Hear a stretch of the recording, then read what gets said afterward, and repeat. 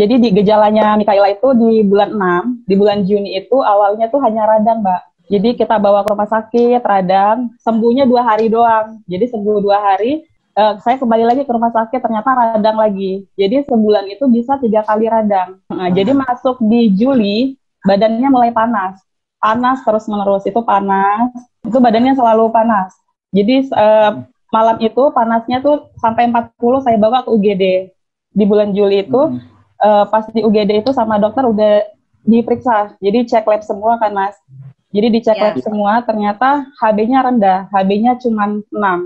HB-nya Mikaela. Ini posisi Kaila di rumah sakit ya, Bu Dini? Iya, benar. Itu di rumah sakit. Terjadi pembengkakan ya, kayaknya itu di kakinya itu. Iya, benar, Mas. Itu pembengkakan itu setelah transfusi. 1 hari setelah transfusi darah, langsung muncul pembengkakan di kaki. Itu harus transfusi darah karena HB-nya 6. Sama dokter sempat mau dioperasi. Sama dokter diminta melakukan operasi. Cuman saya sama suami kemarin nggak bersedia untuk dioperasi, Mbak. Jadi memang kata dokter itu entah cairan atau yang tercampur dengan nanah itu mau dikeluarin. Jadi saya nggak mau operasi. Saya bilang nanti aja dok, nanti aja dioperasi. Saya belum berani, Mbak, untuk ngelakuin operasi buat anak saya. Kemudian setelah ditransfusi, kemudian apa yang terjadi dengan adik Kaila? Jadi di rumah sakit itu kan semingguan lebih ya, Mbak ya? Iya. Semingguan lebih di rumah sakit, terus kita pulang. Sampai di rumah itu cuma 2 hari aja. Jadi di rumah cuma 2 hari, masuk lagi rumah sakit. Jadi itu sampai September tuh bolak-balik rumah sakit itu 2 hari di rumah, masuk lagi ke rumah sakit. Dengan kondisi kaki masih bengkak itu ya, Din ya? Bengkak, ya? Kaki bengkak, iya. Kaki bengkak. Jadi itu foto Kailanya ada bentol-bentol gitu ya, Mbak? Iya, Mas. Jadi itu memang gejala awal. Jadi semacam kayak pendarahan, cuman di area telapak tangan itu keluar bintik-bintik merah gitu. Jadi kayak semacam biduran. Cuman saya kan pikirnya kemarin itu biduran. Ternyata itu memang gejala awal dari leukemia itu. Jadi pas di bulan September itu anak saya kena diare. Malam itu kena diare, saya bawa ke salah satu klinik di Balikpapan. Jadi dokternya ngelihat matanya udah pucat, terus anaknya juga udah lemes kan. Jadi akhirnya langsung dibawa ke rumah sakit. Cek lab lagi ternyata HB-nya 7. Padahal seminggu sebelumnya udah transfusi darah lagi. Udah transfusi, jadi harus transfusi. Ya, jadi sebulan tuh bisa 3 kali transfusi darah. Itu kemarin dari awal sebelum sakit itu 15 kilo. Dan dari Juni itu udah mulai merusut sampai 11 kilo. Jadi memang drastis karena nggak mau makan sama sekali. Kemudian setelah dicek darah itu, kemudian seperti apa kondisinya adik Mikaela, Din, pada waktu itu? Itu kan memang masih lemas, jadi memang sama dokter menyarankan malam ini cek darah, besok ibu harus berangkat ke Surabaya. Jadi saya dirujuk ke salah satu rumah sakit di Surabaya. Udah rendah semua, jadi yang ditakutkan dokter adalah memang leukemia. Untuk cek BMP, Mbak, jadi memang ngambil sum-sum tulang itu, karena kemarin di September itu di Balikpapan belum ada rumah sakit yang bisa untuk melakukan cek BMP. Jadi memang dari rumah sakit Balikpapan merujuk ke Surabaya ya, Bu, cek ini BMP-nya. Saya takut adanya leukemia. Sesampainya saya di Surabaya memang udah dicek semua tuh, Mbak, dari kultur darah, semua virus dicek semua itu, sama BMP itu hasilnya negatif, masih negatif juga. Jadi memang dari dokter itu awalnya autoimun. Sama dokter disuruh pulang dulu. Kami kan 3 minggu ya di Surabaya. Sama dokter disuruh pulang dulu, kata dokter, nanti kalau misalnya ibunya udah pulang, bulan depan nanti harus cek lagi, harus ke Surabaya lagi untuk cek BMP ulang. Tapi kalau misalnya di Balikpapan itu udah bisa BMP, ibu silakan cek di Balikpapan aja. Cuman dari dokter Surabaya masih bisa memantau. Anak saya juga nggak bisa tidur karena persendiannya itu sakit kan. Jadi setiap malam tuh kami begadang. Dari bulan Juni itu sampai ke Desember itu begadang aja. Mikaela ini nggak bisa disentuh. Jadi kita bergerak sedikit aja nangis. Jadi memang setiap malam tuh nggak ada tidur. Makanya berat badannya juga merosot banget kan, Mbak. Waktu itu memang harus ketergantungan sama obat. Jadi harus saya kasih Sanmol terus. Ya sempat panasnya sampai 47. Tinggi banget 47. Sampai di Balikpapan, 1 malam di Balikpapan, besoknya panas lagi, sakit lagi. Iya, dan itu akhirnya saya bawa ke UGD lagi. Bawa ke UGD ternyata panasnya udah 47. Untungnya nggak sampai step. Jadi pas udah saya bawa ke UGD, itu cek lab lagi, memang hasilnya masih rancu. Dari HB-nya turun lagi tuh, HB-nya turun, leukosit turun lagi, sama dokter diminta Bu, cek BMP ya. Saya sudah bilang kalau sebelumnya udah cek BMP di Surabaya. Cuman karena prosedur rumah sakit, jadi harus dicek ulang kan, Mbak. Akhirnya dicek ulang, makanya tadi ada cek BMP yang di lutut. Jadi ngambilnya kemarin di lutut. BMP kedua itu hasilnya masih negatif, Mbak. Langsung WA Mbak Dwi. Akhirnya Mbak Dwi ngejelasin semuanya. Memang ada salah satu produk. Itu nama produknya itu Alfameta. Kata Mbak Dwi, ini Alfameta ini memang bagus buat tubuh kita. Jadi memang itu makanan sel, Mas. Saya bilang, Mbak, apa bisa ya? Anak saya ini kan dari rumah sakit juga penyakitnya belum jelas. Saya bilang kayak gitu. Belum ada yang positif. Jadi kalau misalnya minum ini gimana? Jadi kata Mbak Dwi, menurut pengalaman kami itu banyak yang terbantu dengan produk kami. Jadi saya sebagai orang tua juga, ya udahlah saya coba. Karena saya ngeliat anak saya juga perjuangannya luar biasa kan, Mas. Masa saya nggak berjuang gitu loh. Anak saya aja mau berjuang, kenapa saya nggak berjuang? Akhirnya saya putuskan saya coba pakai Alfameta itu, dan alhamdulillah di bulan November itu saya kan coba Alfameta tuh di November, Mas. Saya pakai itu November, alhamdulillah saya pakai itu 2 bulan, anak saya itu nggak masuk rumah sakit, itu nggak panas sama sekali. Oke, kalau boleh tahu untuk Ibu Dwi ya, untuk Alfameta sendiri itu terbuat dari apa ya Bu Dwi ya? Iya, jadi Bro Wahyu, jadi memang kan saya melihat kan anak ini kan kondisinya lemah ya, karena efek dari sakit badannya suka panas, kemudian sudah berapa bulan ini tidurnya pasti kan nggak bisa tidur ya kan. Nah, otomatis dia punya badan itu lemes, secara fisik nggak kuat ya. Nah, jadi saya waktu itu hanya suruh saya kenalkan memang dengan Alfameta karena dia makanan sel, Mas Wahyu. Jadi sangat membantu sekali untuk memperbaiki dia punya sel-selnya itu tadi. Jadi kayak makanan sel membuat anak ini supaya lebih kuat gitu ya. Nah, jadi saya lihat ya, waktu itu saya lihat begitu dia terpakai ya, jadi memang sangat terbantu sekali dari sisi fisiknya, ini anak sudah lebih kuat, kemudian panas badannya juga turun. Nah, kalau ini kan memang alami lah ya, Bro Wahyu ya. Betul. Jadi memang betul. Ya ini benar-benar makanan sel ya. Makanan sel. Waktu itu sempat 2 bulan dia bertahan di rumah. Yang tadinya kurang lebih 6-7 bulan itu di rumah sakit. Nah, itu semenjak dia pakai itu memang 2 bulan ya, Din ya. Sempat nggak ke rumah sakit ya, nggak panas badannya ya. Iya, dan kondisi dan kondisi secara fisik.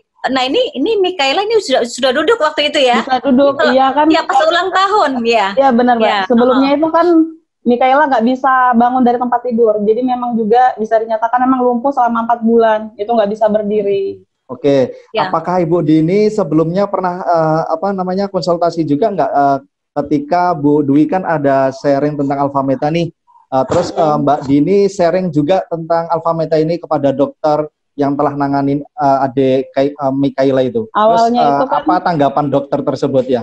Awalnya itu Mas, pas saya di rumah itu 2 bulan tuh memang saya nggak ada balik rumah sakit dan seharusnya tuh balik.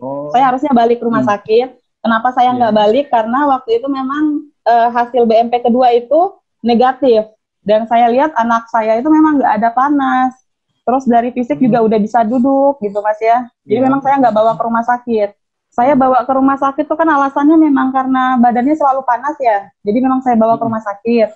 Nah, setelah memakai Alfameta itu memang nggak ada panas, jadi memang nggak saya bawa ke rumah sakit. Di bulan Januari saya ngeliat anak saya pucat, memang pucat tapi memang dia masih bisa aktivitas. Jadi badannya tuh nggak lemas gitu Mas, cuman pucat. Saya bawa ke rumah sakit, ternyata HB-nya turun lagi, HB-nya 8. Itu selama 2 bulan tuh HB-nya 8. Sama dokter langsung, Bu tambah darah lagi ya. Oke, saya ikut tambah darah. Dan dokter bilang, Bu, sekali lagi katanya. Kita cek BMP ulang ya untuk adiknya. Jadi saya bilang, ya udah Dok, saya ikut apa yang dokter bilang. Menurut dokter itu baik, saya ikut. Akhirnya dicek ulang lagi Mas, cek BMP lagi. Dari hasil pertamanya itu kan ada 2 pengecekan tuh Mas. Dari hasil yang pertama yang keluar itu, yang darah tepi itu masih 0%. Jadi memang sel kankernya itu tetap 0%.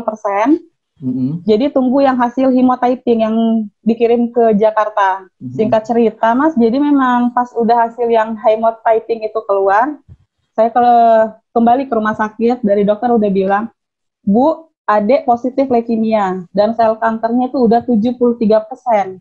Ya, jadi adik itu kena AML L1. Ya, jadi ini bukti yang itu ya, hasil dari yang kankernya itu yang di Januari ya, Din ya. Iya, Januari, Mbak. Jadi udah 73%, udah hampir 100. Waktu itu dokter kan kalau nggak salah udah langsung suruh kemo ya. Iya Oh ya, benar, Mbak. tadi yang tadi dibilang Mas Wahyu kan, Iya. tadi Mas Wahyu tanya waktu Iya. yang kamu tanya ke dokter itu loh, Din, yang dokter bilang, Iya. Dok ini boleh kah diminumkan anak saya, itu kapan, Din? Itu pas pertama kemo. Oh, waktu pertama kemo ini ya? Iya, jadi pas memang saya ke rumah sakit itu di ruang dokter tuh udah bilang, Bu ini leukemia, jadi memang besok ibu harus kemo. Jadi memang saya cuma dikasih waktu berpikir pada saat itu sebentar banget, jadi memang Bu harus kemo ya, besok nggak bisa ditunda. Saya langsung ngomong, ya udah dok, beri yang terbaik buat anak saya. Keluar dari ruang dokter, saya langsung telepon Mbak Dwi waktu itu. Jadi memang saya langsung telepon Mbak Dwi, saya bilang, Mbak, ternyata Mikaela itu hasilnya positif leukemia, Mbak, dan ini besok harus kemo, gimana? Saya minta pendapat dari Mbak Dwi. Dan Mbak Dwi menyarankan, iya Din, tetap harus kemo, memang harus kemo, cuman alfa meta harus dikencangin. Jadi waktu itu saya, apa yang Mbak Dwi bilang, saya memang lakuin, Mas. Alfa meta satu hari berapa kali, Mbak? Alfa meta itu per 3 jam saya minum itu 2 sendok. Karena itu kan, iya 2 sendok. Itu per 3 jam. Setiap 3 jam saya kasih minum anak saya. Karena juga mau kemo kan. Iya. Dan waktu itu Dini juga sempat tanya, Bro, sama dokternya ya, boleh apa enggak? Terus kata dokternya boleh ya, Din ya? Boleh. Jadi pas dokter visit, ya memang kan sebelumnya dokter ada bilang, Bu, saya nggak mau ya, kalau nanti adik Mikaela ini kemo, saya nggak mau nanti ada obat herbal. Kalaupun ada, saya minta tolong konsul kembali ke saya. Memang dokter ada ngomong seperti itu. Pada saat kemo, paginya itu dokter ada visit. Dan saya memang bawa alfa meta itu kan, Mas. Jadi saya tanya sama dokter, Dok, kalau ini boleh nggak anak saya minum? Dokternya baca, dokternya dilihat, dibaca. Oh iya, ini boleh Bu, karena ini kan dari beras merah, hanya sereal, jadi memang aman. Dokter ngomong seperti itu kan sama dokter. Jadi memang hanya itu yang saya pakai. Dari proses Mikaela kemo sampai sekarang masih saya pakai. Untuk dampak terbesar dari tubuh Dek Kaila setelah pakai media alfa meta itu apa? Waktu di rumah sakit itu? Waktu di rumah sakit itu setelah kemo ya? Waktu itu kemo pertama ya? Iya, kemo pertama memang ada ya Mas, efek mual, muntah itu hanya 3 hari saja. Memang itu ada efek mual, jadi setiap makanan yang dimasukin itu selalu keluar. Alfa meta masuk itu keluar. Saya sempat telepon Mbak Dwi juga, Mbak ini gimana ya, semua yang masuk keluar. Tapi Mbak Dwi bilang jangan diputusin, tetap alfa meta terus dikasih, walaupun nanti dimuntahin nggak apa-apa, yang penting masuk dulu gitu. Tetap saya ikutin, itu cuma 3 hari aja Mas masa mual. Jadi kemo sampai sekarang itu, ini kan masih kemo ya, masih masuk maintenance. Jadi memang udah nggak pernah yang namanya mual, muntah itu nggak ada. Cuma di awal aja.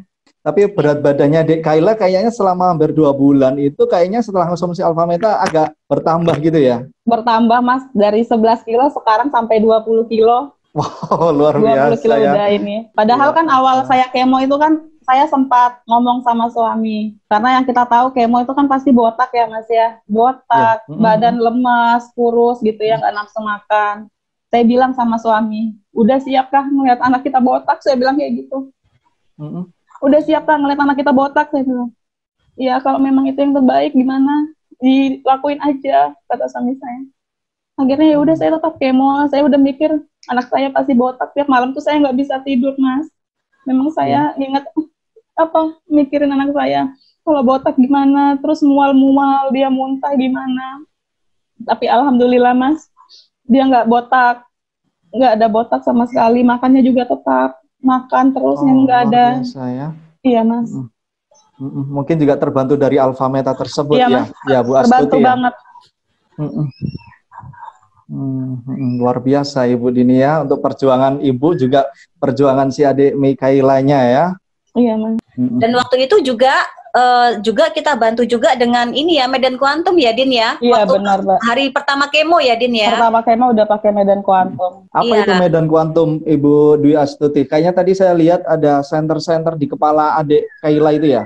Iya, jadi memang Medan Quantum tuh gini, Bro Wahyu, kan kalau namanya kita kemo tuh kan di rumah sakit kan pasti banyak dengan peralatan medis segala macem. Iya betul. Benar nggak? Dan itu udah pasti banyak radiasi ya. Dan memang kita tidak bisa, artinya kita memang tidak bisa hindari ya, memang harus kita lakukan, benar nggak? Ya kan? Iya. Nah, tetapi yang bisa kita bantu di sini, yang kita lakukan adalah bagaimana meminimalis untuk efek dari radiasinya itu sendiri. Nah, makanya kenapa saya sarankan ke Dini untuk pakai medan kuantum. Salah satunya adalah dia bagaimana mengharmoniskan frekuensi radiasi ini dengan badan si adik Mikaela. Nah, supaya itu juga membantu untuk meningkatkan self healingnya. Jadi pemulihan secara alaminya itu jalan juga. Nah, jadi memang dari luar dia terlindungi, kemudian dari dalam mendapatkan asupan makanan yang tepat, sehingga pada waktu dia kemo, ini adik kalian sangat terbantu. Jadi secara fisik dia jadi lebih kuat, ya kan? Walaupun obat-obatan kemonya masuk, obat kemonya juga yang dikonsumsi juga masuk, tapi kuat. Karena apa? Kan kebanyakan orang kalau muntah, udah kemo muntah, kan nggak ada asupan makanan. Betul. Padahal Betul, sebenarnya justru di saat seperti itu membutuhkan makanan yang banyak gitu loh, supaya dia punya fisiknya kuat, ya kan? Apalagi kan obat kemo terus gitu ya kan? Iya, Nah, betul. itu makanya kenapa dia jadi lebih kuat, ya kan? Seperti itu. Yang dimaksud medan kuantum itu apa nama alatnya, Bu Dwi Astuti ya? Oh ya, itu jadi ada satu teknologi high-tech dari Jerman, Alphaspin namanya, Mas Wahyu. Ya kan? Oh iya. Ya, seperti itu. Nah, kemudian Din, pada waktu sudah kemo fase pertama, kemudian apa nih hasilnya? Itu kan harus masuk ke fase kedua, Mbak. Ya. Jadi kemo fase kedua itu memang sel kanker itu harus di bawah 5%. Oh, ini adiknya, ini Mikaela ya? Ini Halo. Adik Mikaela lah. Halo, Adik Mikaela. Iya. Udah sehat dia, Tante. Oke. Wow, luar biasa ya, gemuk sekali Udah ya sehat, sekarang iya. ya. Udah gemuk. Iya. Bisa Kemudian tidur gimana? nyenyak. Iya. Kemudian gimana, Din? Jadi waktu sudah kemo, Iya, Mbak. terus Jadi gimana memang tuh? kemo di fase kedua itu memang harus di bawah 5%. Oke. Jadi kalau kalau sel kanker di atas 5% itu harus ngulang dari nol lagi. Dan alhamdulillah sel kankernya waktu itu 1,3%, sisa 1,3%. Ya, ini kalau nggak salah dia punya sel kankernya 1,3% itu di bulan berapa, Din? Kan dia kemonya bulan Januari kemarin Itu ya, bulan Din? Maret, Mbak. Maret 2020. Oh Masa iya. fase kedua. Luar biasa ya. Oke. Iya. Ini kalau nggak salah ini fase ketiga ini ya, Din ya? Ini yang lagi Kalau yang maintenance ini ya? iya, ini fase ketiga udah masuk fase ketiga udah. Wah. Jadi dari Januari dia kemo pertama, kemudian hasil dari BMP-nya, hasil yang itu kemudian kelihatan bahwa dia punya sel kankernya dari 73% menjadi 1,3%. Iya. Itu di Maret ya, di awal Maret ya, Mbak. Din? Iya, di awal Maret itu sisa 1,3%. Oke. 2023. Iya, itu dengan dan dia juga sehat, rambutnya nggak rontok ya, Din Malah ya? nunggu banyak, Mbak. Malah nambah banyak ya, Din ya? Banyak banget ya. jadinya. Wah, luar biasa. Rambutnya Ya. Mbak, jadi banyak, jadi lebat. Ya. Terus makannya gimana nih? Makannya sekarang gimana, Din? Makannya kuat, Mbak. Sekarang kuat banget. Susu kuat, makan kuat. Alhamdulillah. Oh, Iya. jadi sekarang kondisinya ini yang terakhir ya, Din ya. Iya, ini yang Jadi dia terakhir. kondisinya ya makannya sudah biasa. Jadi Makannya walaupun biasa dia aja. ya, jadi walaupun dia proses maintenance juga kayak nggak sakit ya, Din ya. Iya, biasa Kalau aja. saya bilang sehat sekali gitu ya. Sehat banget, Mbak. Alhamdulillah. Iya. Luar biasa ya. Jadi membantu sekali ya yang dikenalkan Ibu Dwi Astuti tadi ya. Iya, Mbak. Iya, Mas. Alhamdulillah saya bisa kenal Dan sama itu Mbak. hasil dari tanggal 23 Juni tahun 2020 itu ya. Iya, ini baru kemarin. Jadi pas maintenance ini kan memang kemonya sebulan sekali ya sekarang. Jadi setiap per dua minggu itu harus cek lab.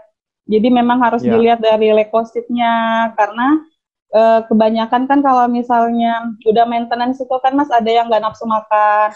Karena kita bawa pulang obat, ada obat 6MP namanya. Itu obat memang biasanya nggak nafsu makan, nggak mau makan, masih mual. Jadi memang harus cek lab untuk melihat dari leukositnya, trombositnya. Dan kemarin alhamdulillah masih termasuk normal. Terus Ini hasil dokter terakhir. sendiri sudah menyatakan sembuh atau belum, Bu Dini? Kalau dilihat dari kondisi anak kan sembuh ya Mas ya. Nanti untuk dinyatakan sembuh itu tunggu 2 tahun. Karena kemonya harus 2 tahun. Untuk cek ulang lagi BMP-nya. Iya, untuk cek ulang BMP lagi. Cuman kalau dilihat dari fisik anaknya, udah sembuh, udah sehat. Sudah sehat ya? Sehat, Oh iya. udah sehat banget. Iya. Iya. Apa yang kamu rasakan sekarang, Din? Rasanya gimana? Alhamdulillah senang banget Mbak. Saya tetap bersyukur banget bisa kenal sama Mbak ya. Jadi sekarang tuh udah bisa tidur nyenyak. Jadi malam tuh udah bisa tidur nyenyak. Bayangin dari Juni sampai Desember tuh nggak bisa tidur loh Mas. Saya tuh begadang berdua sama neneknya, sama ayahnya tuh begadang jagain anak saya. Karena memang nggak bisa tidur, anaknya juga nggak bisa tidur kan. Jadi kita sip-sipan untuk ini jagain anaknya. Untuk untuk sampai saat ini pun konsumsi Alfameta dan pakai alat tersebut ya yang dari Bu Astuti ya? Masih ya. Dan untuk sudut kuantum tersebut gimana Bu Dini? Iya, jadi kuantum itu saya taruh di sudut-sudut kasur saya. Karena kan anak saya juga sebelumnya sempat main HP ya Mas ya. Jadi takutnya kata Mbak Dwi radiasi. Jadi memang dia menjaga. Itu pakai kalung Alphaspin gitu ya dimaksudnya? Iya, pakai kalung Alphaspin. Ini berat badannya sudah 20 kilo loh Bro Wahyu. Udah 20 ya kan? Alhamdulillah. Luar biasa. Iya. Dan memang saya lihat sekarang juga Mikaela juga makannya suka sekali ya Din ya. Walaupun dia walaupun tetap masih minum dibantu Alfameta, tapi dari makanan yang lain juga dia oke gitu ya. Mau makan sayur, buah segala ya. Sekarang suka minta. Habis minum Alfameta langsung makan. Padahal kita yang dewasa habis minum Alfameta aja kenyang ya. Ngerasa kenyang gitu ya. Dia pasti langsung minta nasi, minta makan, nyemil. Iya, karena gini Bro Wahyu, karena memang tubuhnya ini metabolisme tubuhnya sudah diperbaiki ya kan. Benar. Asupan selnya sudah bagus, asupan selnya bagus. Jadi itu berimbas ke efeknya adalah ya si anak ini jadi nafsu makannya jadi oke gitu ya kan. Bagus ya. Kekebalan tubuhnya selama ini nggak pernah pilek batuk, udah nggak pernah. Padahal sebelumnya udah langganan ya. Sekarang nggak pernah yang namanya pilek batuk, alhamdulillah enggak. Oke, jadi lebih daya tahan tubuhnya juga jadi oke ya Din ya sekarang ya. Pada waktu itu saya juga sering konsultasi juga loh dengan Dokter Sugeng. Halo, siang. Ya, ini Dokter Sugeng. So, bersyukurnya waktu itu kita juga kenal dengan Dokter Sugeng dan sempat juga kita konsultasi waktu itu masalah pembengkakan. Kan bengkaknya berubah-berubah ya Din ya waktu itu ya. Iya Mbak, jadi tuh suka pindah-pindah. Sama ada ini kelenjar getah bening tuh banyak banget. Memang dari dokter udah ngeliat di leher tuh banyak Mas. Jadi di lehernya Mikaela itu banyak kelenjar getah bening, di keteknya sama di selangkangannya tuh udah mungkin karena efek panas itu ya. Dari efek panas itu jadi keluaran kelenjar getah beningnya. Jadi saya telepon Mbak Dwi lagi, Mbak ini gimana ya? Kelenjar getah beningnya banyak, saya bilang gitu. Ini sebetulnya dari awal saya lihat, saya ikuti alur ceritanya ya, itu dokternya sudah curiga kalau ini ada leukemia ya. Tapi belum ada bukti yang otentik. Karena leukemia itu kan ada jenisnya banyak. Ada akut limfoblastik, leukemia kronik, limfoblastik leukemia, dan ada 4 macam gitu ya. Nah, untuk pengobatan kemonya itu kan harus disesuaikan ya dengan itu. Jadi tidak sekedar memberi tembakan obat-obat seperti itu. Sehingga dokternya sudah tahu kalau ada gejala seperti ada bintik-bintik darah, seperti orang demam berdarah, terus HB-nya sudah turun, terus persendian atau tulang-tulang sudah mulai bengkak, itu kan ada serangan dari leukemia juga di situ ya, gejala ya. Juga ada timbul benjolan dari kelenjar getah bening, terus anak ini sering-sering kali infeksi ya. Infeksi itu kalau kita bisa jelaskan ya, leukemia memang sel darah putihnya banyak, tapi tidak ada fungsinya untuk mencegah infeksi, makanya anak itu sering infeksi. Makanya dokternya sampai melakukan biopsi dari bone marrow-nya sampai yang ketiga kalinya untuk memastikan satu leukemia ya, tapi jenisnya apa. Nah, anak Kaila ini termasuk jenis ALL, akut lymphoblastic leukemia. Nah, seperti itu, sehingga obatnya disesuaikan dengan yang pas. Terus kemarin Mbak Dwi ya, kenapa saya berani menjawab seperti itu ya, pakai Alfameta bisa dan lain-lainnya, karena sejak tahun 2010 itu saya 2008 ya, saya melakukan operasi mandiri sekalian kemoterapi untuk kanker dari payudara, terus tiroid, biopsi kelenjar getah bening, limfoma itu, terus kanker kolon, seperti itu. Karena itu yang diajarkan ke saya, dan sampai kemonya pun saya bisa nangkap seperti itu. Nah, waktu itu memang ya, seperti yang diceritakan Mbak Dini tadi, efek samping dari kemoterapi banyak sekali. mulai dari mual, muntah, sampai lemes dan lain-lainnya, rambut rontok semuanya ada. Sampai diare pun juga bisa. Sampai orang itu tidak bisa makan pun, sampai sariawan berat pun juga bisa. Seperti itu. Nah, sejak saya lakukan kemo itu merupakan momok buat saya. Sehingga HB juga turun, leukosit turun, trombosit turun. Nah, itu trombosit turun juga menantang buat saya ya, karena tidak ada obatnya. Paling-paling ya yang bisa juga transfusi trombosit.